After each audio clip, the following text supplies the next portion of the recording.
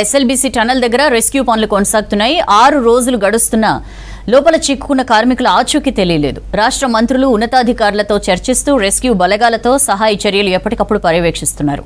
మరో 2 రోజుల్లో రెస్క్యూ పనులు పూర్తవుతాయని తెలిపారు రాష్ట్ర మంత్రులు.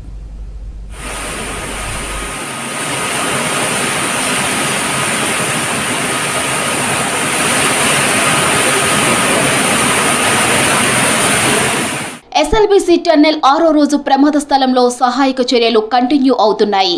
Indian army 7th engineer regiment team, NDRF, rat whole minus team సహాయక చర్యలు కొనసాగిస్తున్నాయి. బురద తొలగింపు పనులు కొనసాగుతున్నప్పటికీ టన్నెల్లో నిమిషానికి 5,000 లీటర్లకు పైగా నీరు ఊరుతోంది. దీంతో రెస్క్యూ సిబ్బందికి లోపల పరిస్థితి ఇబ్బందికరంగా మారింది. ఇప్పటికీ టన్నెల్ బోర్ మిషన్ ఆనవాళ్లు కనిపించడం లేదు. డేంజర్ జోన్గా మారిన ప్రమాద స్థలంలో సహాయక చర్యలు కొనసాగుతున్నాయి.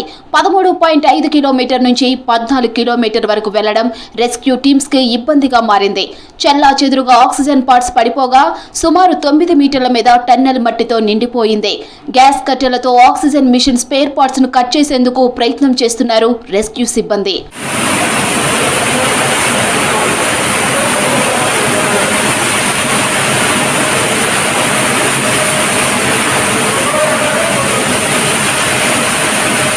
ఎస్ఎల్బీసీ టన్నెల్ ప్రమాదం జరిగి 6 రోజులు అవుతున్నా రెస్క్యూపై ప్రభుత్వం స్పష్టత ఇవ్వలేకపోతుందన్నారు మాజీ మంత్రి హరీష్ రావు. ఎస్ఎల్బీసీ టన్నెల్ను బీఆర్ఎస్ నేతలతో కలిసి పరిశీలించిన హరీష్ రావు రెస్క్యూ ఆపరేషన్ టీములను సమన్వయం చేయడంలో ప్రభుత్వం విఫలమైందన్నారు. 6 రోజుల్లో కనీసం కన్వేయర్ బెల్ట్ను రిపేర్ చేయలేకపోయారన్నారు. 8 మందిని బయటకు తీసేందుకు దేశంలో ఉన్న బెస్ట్ నిపుణులను వెంటనే పిలిపించాలని ప్రభుత్వాన్ని డిమాండ్ చేశారు హరీష్ రావు. వివిధ బృందాల మధ్య ప్రభుత్వం సమన్వయం సాధించడంలో పూర్తిగా ఫెయిల్ అయింది. లైక్ ఎన్డీఆర్ఎఫ్ ఉంది, నేవీ టీమ్స్ ఉన్నాయి, రైల్వే టీమ్స్ ఉన్నాయి, సింగరేణి టీమ్స్ ఉంది, ర్యాట్ హోల్ మైనర్స్ వచ్చారు, geological survey of India team వచ్చింది, హైడ్రా టీం వచ్చింది, ఎల్ఎన్టీ టీం వచ్చింది. Like that so many teams have come. ఇంతమంది మధ్యలో అసలు ఎవరు ఏం పని చేయాలి, హౌ టు గో ఫార్వర్డ్ అనే విషయంలో డైరెక్షన్ లెస్లో ఉన్నారు అందరు. ఒక స్పష్టమైన డైరెక్షన్ లేదు. 6 రోజుల వరకు డైరెక్షన్ ఇవ్వకుండా ప్రభుత్వం ఉంటుందండి? 6 రోజుల వరకు కూడా మీరు డైరెక్షన్ ఇవ్వకపోతే లోపల ఉన్న వాళ్ళ ప్రాణాలు ఏమవుతాయి?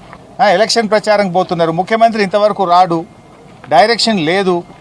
మంత్రి గారు రోజు సాయంత్రం వస్తుడు, పొద్దుగా లేచిపోతుండు, ఆడిపోతుండు. ఇంతకంటే ముఖ్యమైన పని ఏముంటుంది రాష్ట్రంలో? ఎస్ఎల్బీసీ టన్నెల్ ప్రమాదానికి 10 ఏళ్ల బీఆర్ఎస్ పాలనే కారణమన్నారు మంత్రి ఉత్తమ్ కుమార్ రెడ్డి. 2 రోజుల్లో సహాయక చర్యలు పూర్తవుతాయన్నారు. 11 విభాగాల నిపుణులు సహాయక చర్యల్లో పాల్గొన్నట్లు తెలిపారు. హరీష్, జగదీష్ రెడ్డి చెప్పేవన్నీ అబద్దాలేనన్నారు. 10 ఏళ్లలో బీఆర్ఎస్ పట్టించుకుని ఉంటే ప్రాజెక్ట్ ఇప్పటికే పూర్తయి ఉండేదన్నారు. టన్నెల్ ప్రమాదంపై మాట్లాడేందుకు హరీష్ కు సిగ్గుండాలని మండిపడ్డారు ఉత్తమ్. ఈ యొక్క టన్నెల్ యాక్సిడెంట్ కారణం గతంలో 10 ఏళ్ల పాటు బీఆర్ఎస్ ప్రభుత్వం నిర్లక్ష్యము. కనీసం వచ్చిన పెద్ద మనుషులు డీవాటరింగ్కి పవర్ కూడా ప్రొవైడ్ చేయలేదు. వాళ్ళు 10 ఏళ్ల పాటు ఎస్ఎల్బీసీ టనల్ అండర్ కన్స్ట్రక్షన్ ఉండగా వాళ్ళ హయాంలో మేము డెమోక్రటిక్గా ఒక యాక్సిడెంట్ జరిగితే రైట్ మేము మా పని కాంపిటెంట్గా సమర్థవంతంగా చేస్తూ వాళ్ళకు కూడా యాక్సెస్ ఇచ్చినాం. ఇప్పటి వరకు 10 ఏళ్లలో టీఆర్ఎస్ సిగ్గుండాలి హరీష్ రావు మాట్లాడడానికి. ఆయన ఇరిగేషన్ మంత్రి అయినా, నా మామైనా, ఏ ఇరిగేషన్ ప్రాజెక్టు ఏ ప్రతిపక్ష నాయకుడికి ఇంక్లూడింగ్ లీడర్ ఆఫ్ అపోజిషన్ బట్టి విక్రమార్కకి అడిగి పోనివ్వలే. ఎస్ఎల్బీసీ పనులు పూర్తి కాకపోవడానికి టన్నెల్ ప్రమాదానికి పరోక్షంగా బీఆర్ఎస్ కారణమన్నారు మంత్రి జూపల్లి కృష్ణారావు. వనపర్తి ఎమ్మెల్సీ క్యాంప్ ఆఫీసులో మీడియాతో మాట్లాడిన మంత్రి జూపల్లి టన్నెల్ ను సందర్శించే నైతిక అర్హత బీఆర్ఎస్ నేతలకు లేదన్నారు. 10 ఏళ్ల కేసీఆర్ పాలనలో కేవలం 9 కిలోమీటర్ల మేర టన్నెల్ నిర్మాణ పనులు చేశారన్నారు. 2005లో కాంగ్రెస్ హయాంలో 44 కిలోమీటర్ల ఎస్ఎల్బీసీ టన్నెల్ పనులకు పర్మిషన్ వచ్చినా బీఆర్ఎస్ నిర్లక్ష్యం చేసిందన్నారు. అంటే వాళ్ళు 10 సంవత్సరాల కాలం తప్పు పట్టకుండా ఉండడం కోసం ముందే అఘాయిత్యానికి ఎత్తుకోవడం, ముందే దొంగదని మాట్లాడడం ఇంత స్పష్టంగా కనపడుతుంది కదా. నేను అడిగిన 4 ప్రశ్నలు సూటిగా సమాధానం చెప్పాలి కదా. ముఖ్యమంత్రి గారు ఇంతమంది చనిపోతే ఇక్కడికి రాలేదు, అక్కడ ఎక్కడో తిరుగుతా ఉన్నాను మాట్లాడుతూ ఉన్నాను. నేను అడుగుతా ఉన్నాను, కొండగట్టు కాడ సుమారుగా 70 మంది చనిపోయారు యాక్సిడెంట్. పోయిండా కేసీఆర్? ఎప్పుడైనా పోయిండా? పాలమూరు రంగారెడ్డిలో సుమారుగా 6 మంది 8 మంది ఒకసారి చనిపోయారు. పోయిండా కేసీఆర్? మరో 2 రోజుల్లో రెస్క్యూ పనులు పూర్తి చేస్తామన్నారు మంత్రి ఉత్తమ్. టన్నెల్ దగ్గర NDRF, SDRF, rat hole miner rescue బలగాలతో సమీక్ష నిర్వహించారు. సహాయక చర్యలు వేగవంతం చేయాలని ఆదేశించారు.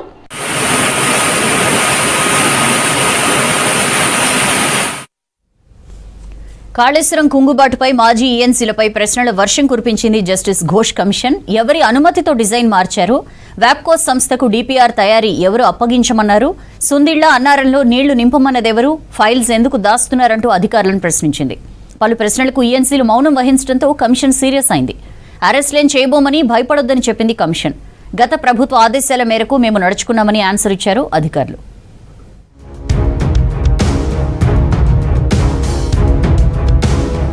కాళేశ్వరం కుంగుబాటుపై జస్టిస్ ఘోష్ కమిషన్ ఇవాళ సుదీర్ఘ విచారణ చేసింది. బీఆర్కే భవన్ లో బహిరంగ విచారణను పునఃప్రారంభించింది. విచారణకు గజ్వేల్ ఈఎన్సీ హరిరామ్, మాజీ ఈఎన్సీ జనరల్ మురళీధర్, మాజీ ఈఎన్సీ వెంకటేశ్వర్లు, మాజీ ఈఎన్సీ సిడిఓ నరేందర్ రెడ్డి హాజరయ్యారు. 4 ఈఎన్సీలను ఒకేసారి కూర్చోబెట్టి క్రాస్ ఎగ్జామినేషన్ చేసింది కమిషన్. డిజైన్, డిపిఆర్, నిర్మాణ సంస్థకు ప్రభుత్వానికి మధ్య జరిగిన ఒప్పందంపై ప్రశ్నలు అడిగింది. అన్నారం, సుందిళ్ల లొకేషన్ మార్పు ఎవరి ఆదేశాల మేరకు జరిగిందని కమిషన్ ప్రశ్నించింది. అప్పటి ముఖ్యమంత్రి కేసీఆర్, మాజీ ఇరిగేషన్ మంత్రి హరీష్ రావు ఆదేశాల మేరకు లొకేషన్ మార్చామని అధికారులు చెప్పారు. బ్యారేజీలలో నీళ్లను పంపమని ఎవరు ఆదేశించారని కమిషన్ ప్రశ్నించింది. అప్పటి ప్రభుత్వ ఆదేశాల మేరకు నడుచుకున్నామని అధికారులు కమిషన్ ముందు చెప్పారు.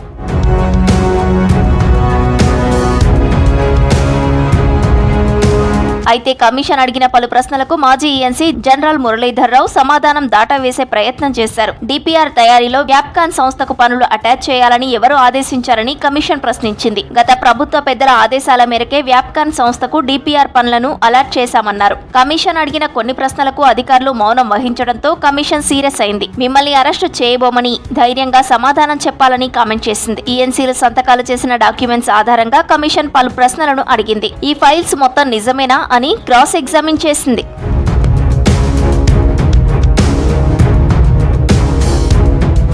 మూడు బ్యారేజీల కాస్ట్ ఎంతని ఘోష్ కమిషన్ ప్రశ్నిస్తే 9,000 కోట్లని అధికారులు సమాధానమిచ్చారు. కాదు, 13,000 కోట్లని కమిషన్ కౌంటర్ ఇచ్చింది. ప్రజల డబ్బులు వృధా అయ్యాయని మీరు భావిస్తున్నారా అని అధికారులను అడిగింది కమిషన్. దీనికి ఈఎన్సీలు సమాధానం చెప్పలేదు. జీవో నెంబర్ 28పై కూడా సమాధానం ఇవ్వలేదు.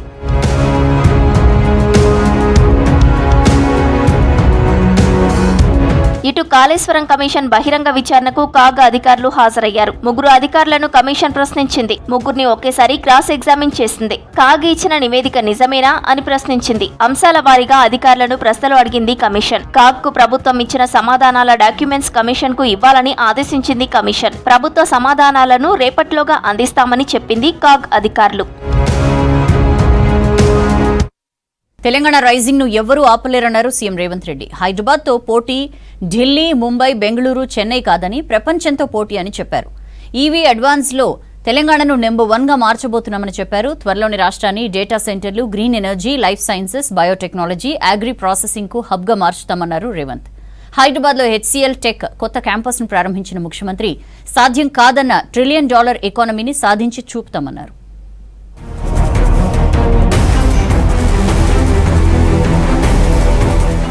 దేశంలోనే తెలంగాణ రాష్ట్రం, హైదరాబాద్ సిటీ వేగంగా అభివృద్ధి చెందుతున్నాయన్నారు సీఎం రేవంత్ రెడ్డి. 2 దావోస్ పర్యటనల్లో 2 లక్షల కోట్ల ఎంఓయూలు కుదుర్చుకున్నామని తెలిపారు. హైదరాబాద్ మాదాపూర్లో హెచ్సిఎల్ టెక్ కొత్త క్యాంపస్ ప్రారంభించారు సీఎం రేవంత్. తెలంగాణ రైజింగ్ ను ఎవరూ ఆపలేరన్నారు. ఈవీల అడాప్షన్ లో హైదరాబాద్ ను నెంబర్ 1 గా చేశామన్నారు CM Revanth. As a global company, HCL Tech has made India proud. It operates in 60 countries and more than 2.2 lakh people. You create world-class offerings in digital, engineering, cloud and AI across many verticals. Since you first arrived in Hyderabad in 2007, you have grown bigger. Today with this world-class facility at KRC, with nearly 5,000 people in 3.2 lakh square feet area, HCL Tech will do great things in Hyderabad. వివిధ కేసులతో pending లో ఉన్న తమ ప్రాజెక్టుల వివాదాలను పరిష్కరించాలని కోరుతూ MR properties సంస్థ రాష్ట్ర ప్రభుత్వాన్ని ఆశ్రయించింది. సెక్రటరియట్ లో ముఖ్యమంత్రి రేవంత్ రెడ్డి ఎంఆర్ ప్రతినిధులతో సమావేశమయ్యారు. గతంలో ఏపీఐఐసితో ఆ సంస్థ చేసుకున్న ఒప్పందాల్లో అక్రమాలు జరిగాయని, అప్పట్లో సిబిఐ, ఈడీ కేసులు నమోదయ్యాయి. ఏజెన్సీల దర్యాప్తులు, కోర్టుల్లో విచారణలు కొనసాగుతున్నాయి. ఈ అంశాలన్నింటినీ అధికారులు ముఖ్యమంత్రికి నివేదించారు. వివిధ దర్యాప్తు ఏజెన్సీల కేసులు, ఛార్జ్ షీట్లు న్యాయపరమైన అంశాలతో ముడిపడి ఉన్నందున ఎంఆర్ ఒప్పందాల డాక్యుమెంట్లు, కోర్టు కేసుల వివరాలతో పాటు కేంద్ర ప్రభుత్వ సూచనలన్నీ క్షుణ్ణంగా పరిశీలించాలని అధికారులను ఆదేశించారు ముఖ్యమంత్రి రేవంత్ రెడ్డి. వివాదాలను అధ్యయనం చేసేందుకు సామరస్యపూర్వక పరిష్కారం చేసుకోవడానికి యుఏఈ ప్రభుత్వ ఆమోదంతో ఒక లీగల్ ఏజెన్సీని ఏర్పాటు చేస్తామని సంస్థ ప్రతినిధులు ప్రతిపాదించగా వారి ప్రతిపాదనను ఆమోదించారు ముఖ్యమంత్రి.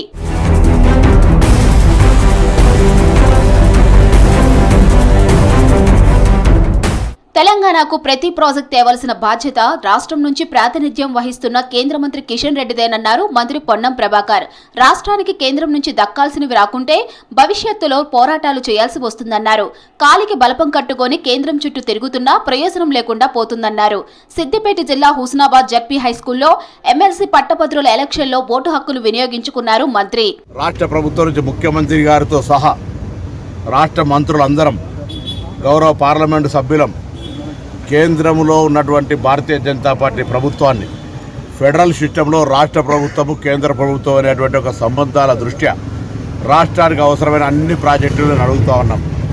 ఏ ప్రాజెక్టుకు రాకపోయినా తెలంగాణ రాష్ట్రం నుంచి ప్రాతినిధ్యం వహిస్తున్నటువంటి గౌరవనీయులైన కిషన్ రెడ్డి గారే బాధ్యులు. వాటిని ఆపుతున్నట్టుగా తెలంగాణ ప్రజలు భావించాల్సి వస్తుంది. రేపు హైదరాబాద్ కు వస్తున్న కాంగ్రెస్ కొత్త ఇన్ఛార్జ్ మీనాక్షి నటరాజన్కు ముందస్తుగా స్వాగతం పలికారు మంత్రి కొండా సురేఖ. గాంధీ భవన్ లో విస్తృత స్థాయి సమావేశం ఉంటుందన్నారు. పార్టీ పరంగా అన్ని విషయాలపై చర్చిస్తామన్నారు.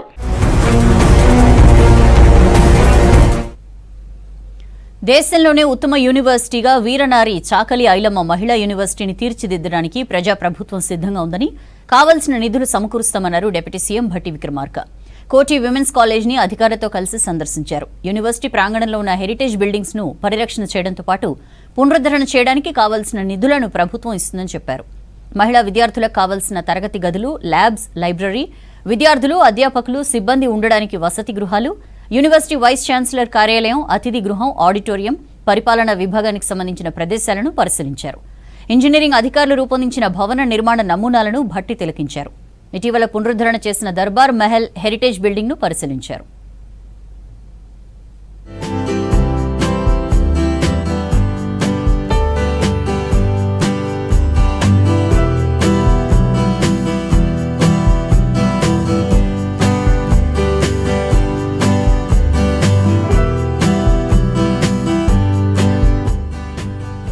వీరనారి చాకలి ఐలమ్మ యూనివర్సిటీలో నూతనంగా నిర్వహించే భవనాలకు సంబంధించి రూపొందించిన నమూనాలను పవర్ పాయింట్ ప్రెజెంటేషన్ ద్వారా విద్యాశాఖ అధికారులు భట్టి విక్రమార్కకు వివరించారు. యూనివర్సిటీ ప్రాంగణంలో ఉన్న గార్డెన్స్ లో పచ్చదనాన్ని మరింత అభివృద్ధి చేయడంతో పాటు అందరినీ ఆకట్టుకునే విధంగా మూసీని అనుసంధానం చేయడానికి తయారు చేసిన ప్రతిపాదనలను ఉప ముఖ్యమంత్రికి చూపించారు. యూనివర్సిటీలో నూతనంగా నిర్మాణం చేసే భవనాలు రాబోయే తరాలకు వారసత్వ కట్టడాలుగా చరిత్రలో మిగిలిపోయే విధంగా ఉండాలని, ఆ విధంగా ప్రతిపాదనలు సిద్ధం చేయాలని ఇంజనీరింగ్ అధికారులకు సూచించారు భట్టి.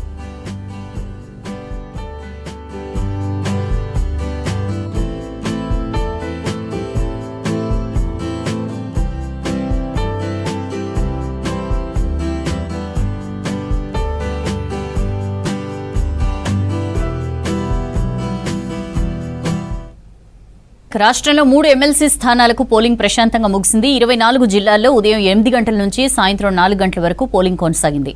3 ఎమ్మెల్సీ స్థానాలకు 973 పోలింగ్ కేంద్రాల్లో ఓటింగ్ జరిగింది. గ్రాడ్యుయేట్ ఎమ్మెల్సీ స్థానానికి 63.09%, టీచర్ ఎమ్మెల్సీకి 83.24% పోలింగ్ నమోదైంది. నల్గొండ టీచర్ ఎమ్మెల్సీ స్థానానికి పోలింగ్ 93.55% రికార్డైంది. రాష్ట్రంలో 3 ఎమ్మెల్సీ స్థానాలకు ఎన్నికల పోలింగ్ ప్రశాంతంగా ముగిసింది. ఉమ్మడి కరీంనగర్, మెదక్, నిజామాబాద్, ఆదిలాబాద్ గ్రాడ్యుయేట్, టీచర్ ఎమ్మెల్సీలతో పాటు ఉమ్మడి నల్గొండ, వరంగల్, ఖమ్మం టీచర్ ఎమ్మెల్సీ స్థానానికి పోలింగ్ జరిగింది. మొత్తం 24 జిల్లాలో మాక్ డ్రిల్ తర్వాత ఉదయం 8 గంటలకు ప్రారంభమైన పోలింగ్ సాయంత్రం 4 గంటల వరకు కొనసాగింది. 4 గంటల వరకు పోలింగ్ కేంద్రాల దగ్గర క్యూలో ఉన్న వారికి ఓటు వేసేందుకు అధికారులు అనుమతి ఇచ్చారు. ఉదయం మందకోడిగా ప్రారంభమైన పోలింగ్ ప్రక్రియ క్రమంగా స్పీడ్ అందుకుంది. 3 ఎమ్మెల్సీ స్థానాల్లో 90 మంది అభ్యర్థులు బరిలో ఉండగా 973 పోలింగ్ కేంద్రాల్లో ఓటింగ్ జరిగింది. ఉమ్మడి Medak, Nizamabad, Karimnagar, Adilabad graduate, teacher MLC ఎన్నికలకు సంబంధించి 15 జిల్లాల్లో మొత్తం 773 కేంద్రాల్లో పోలింగ్ జరిగింది. గ్రాడ్యుయేట్ ఎమ్మెల్సీ స్థానానికి 56 మంది బరిలో నిలిచారు. గ్రాడ్యుయేట్ ఎమ్మెల్సీకి 63.09% పోలింగ్ నమోదైంది. ఉమ్మడి మెదక్, కరీంనగర్, నిజామాబాద్, ఆదిలాబాద్ జిల్లాల టీచర్ ఎమ్మెల్సీ స్థానానికి 83.24% పోలింగ్ రికార్డైంది. టీచర్ ఎమ్మెల్సీ స్థానానికి 15 మంది బరిలో ఉన్నారు. వరంగల్, ఖమ్మం, నల్గొండ టీచర్ ఎమ్మెల్సీకి 3 ఉమ్మడి జిల్లాల పరిధిలోని 200 పోలింగ్ కేంద్రాల్లో ఓటింగ్ జరిగింది. నల్గొండ టీచర్ ఎమ్మెల్సీ స్థానానికి 93.55% పోలింగ్ నమోదైంది. ఉమ్మడి జిల్లాల టీచర్స్ ఎమ్మెల్సీకి సెగ్మెంట్లో 19 మంది బరిలో నిలిచారు. ఎమ్మెల్సీ పోలింగ్ టైంలో పలుచోట్ల స్వల్ప ఉద్రిక్తతలు చోటు చేసుకున్నాయి. నిజామాబాద్ జిల్లా కేంద్రంలోని ముబారక్ నగర్ పోలింగ్ కేంద్రం దగ్గర పోలీసులు, బీజేపీ నేతల మధ్య వాగ్వాదం చోటు చేసుకుంది. బీజేపీ నేతలు కాషాయం కండువ వేసుకుని పోలింగ్ సెంటర్ కు రావడంపై అభ్యంతరం తెలిపారు పోలీసులు. అటు మంచిర్యాల జిల్లా మందమరి పోలింగ్ కేంద్రం దగ్గర గొడవ జరిగింది. తమపై పోలీసులు దాడి చేశారంటూ ఆందోళన చేపట్టారు బీజేపీ నేతలు. గొడవ పడతలేము, నేను కాషాయ కండువ మాత్రం తీయం. కాషాయ కండువ మీరు ఏసీబీ చెప్పుకోరు, సిపి చెప్పుకోరు, వాళ్ళకి చెప్పుకోరు, మేము మాత్రం తీయం కాషాయ కండువ. కరీంనగర్ జిల్లా చిగురుమామిడి ఎమ్మెల్సీ పోలింగ్ స్టేషన్ సమీపంలో ఉద్రిక్తత నెలకొంది. కాంగ్రెస్ నాయకులు డబ్బులు పంచుతున్నారంటూ బీజేపీ నేతలు ఆందోళన చేశారు. దీంతో 2 పార్టీల నేతల మధ్య ఘర్షణ నెలకొంది. రామగుండం నియోజకవర్గం అంతర్గం పోలింగ్ కేంద్రం దగ్గర బీజేపీ నేతలు ఆందోళన చేశారు. కాంగ్రెస్ నాయకులు తమ ఏజెంట్లను బెదిరిస్తున్నట్లు ఆరోపించారు. అసలు మనం ప్రజాస్వామ్యంలో ఉన్నామా అనేది అర్థం కానటువంటి అంశము. లోపలున్నటువంటి ఎలక్షన్ అధికారి అబ్జెక్షన్ చేసినప్పటికీ బలవంతంగా ఏజెంట్ తోటి ఫోన్ మాట్లాడించి ఎమ్మెల్యే ఏజెంట్లకు బెదిరించడంతో వాళ్ళు భయపడి బయటికి వెళ్ళిపోవడం జరిగింది. పార్టీ మండల అధ్యక్షులు, 2-3 సర్పంచులు అందరూ కూడా అక్కడ ప్రచారం చేసుకోవచ్చు. మేము మాత్రం అది ఏంది అని అబ్జెక్షన్ చేసుకోవడం చెప్పడానికి పోతే ఆ కానిస్టేబుల్తో మమ్మల్ని బెదిరించడము. పోలింగ్ తర్వాత బ్యాలెట్ బాక్సులను స్ట్రాంగ్ రూములకు తరలించారు అధికారులు. స్ట్రాంగ్ రూముల దగ్గర 3 అంచెల భద్రత ఏర్పాటు చేశారు. 3 ఎమ్మెల్సీ స్థానాలకు జరిగిన పోలింగ్ లో ఓట్ల లెక్కింపును మార్చి 3న చేపట్టనున్నారు. ఇందుకు అధికారులు అన్ని ఏర్పాట్లు చేస్తున్నారు. మోదీ సర్కార్ వికసిత్ భారత్ పేరుతో ప్రజల సొమ్ము దోచుకుంటోందన్నారు ఏఐసీసీ చీఫ్ ఖర్గే. ప్రజల ఆదాయం పెంచడంలో ఘోరంగా విఫలమైందన్నారు. అసోంలో పార్టీ బలోపేతంపై ఫోకస్ పెట్టింది కాంగ్రెస్ అధిష్టానం. బెంగాల్లో ఓటర్ లిస్టులో ఈసీ అవకతవకలకు పాల్పడుతోందన్నారు సీఎం మమతా. హిందీ కారణంగా నార్త్ ఇండియాలో అనేక భాషలు ఉనికి కోల్పోయాయన్నారు సీఎం స్టాలిన్. వికసిత్ భారత్ పేరుతో ప్రధాని మోదీ ప్రజల జేబులు ఖాళీ చేస్తున్నాడన్నారు AICC chief Mallikarjuna Kharge. NDA సర్కార్ ప్రజల ఆదాయం పెంచడంలో ఘోరంగా విఫలమైందన్నారు. కేంద్రం విధానాలు కొంతమంది సంపన్నుల ఖజానా నింపేలా ఉన్నాయన్నారు. 10 ఏళ్లలో కేవలం 10% మంది వ్యాపారులు మాత్రమే బాగుపడ్డారన్నారు. మిగిలిన 90% మంది నిత్యావసరాలు కొనలేని స్థితిలో ఉన్నారంటూ ఎక్స్లో పోస్ట్ చేశారు ఖర్గే.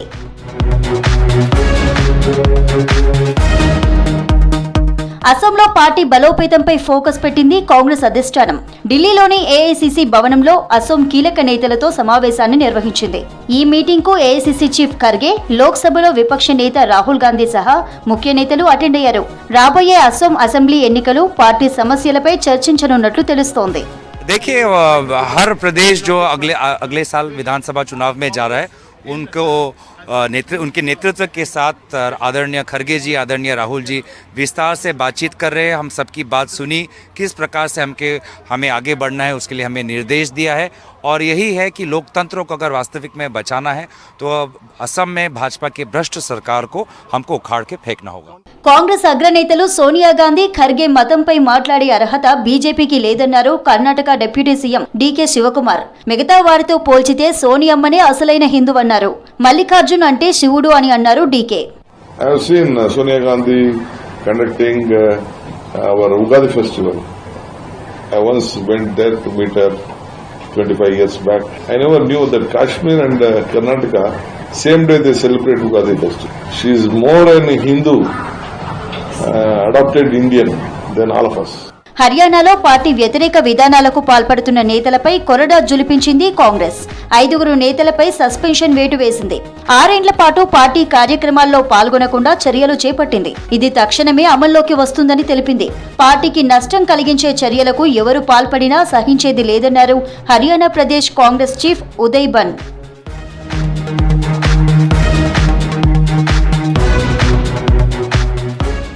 పశ్చిమ బెంగాల్ ఓటర్ లిస్టుల్లో భారీగా అవకతవకలు జరుగుతున్నాయన్నారు ఆ రాష్ట్ర CM Mamata Banerjee. Election commission సాయంతో బీజేపీ అక్రమాలకు పాల్పడుతోందని ఆరోపించారు. ఇతర రాష్ట్రాలకు చెందిన నకిలీ ఓటర్లను బీజేపీ చేర్చుతోందన్నారు. దీనిపై ఎన్నికల సంఘం వెంటనే చర్యలు చేపట్టాలన్నారు. లేదంటే ఈసీ కార్యాలయం ముందు నిరవధిక దీక్ష చేపడతామన్నారు సీఎం మమత. ఢిల్లీలోని బీజేపీ సర్కార్ నిరంకుశంగా వ్యవహరిస్తోందన్నారు ఆప్ నేత మాజీ CM Atishi. That's all for now.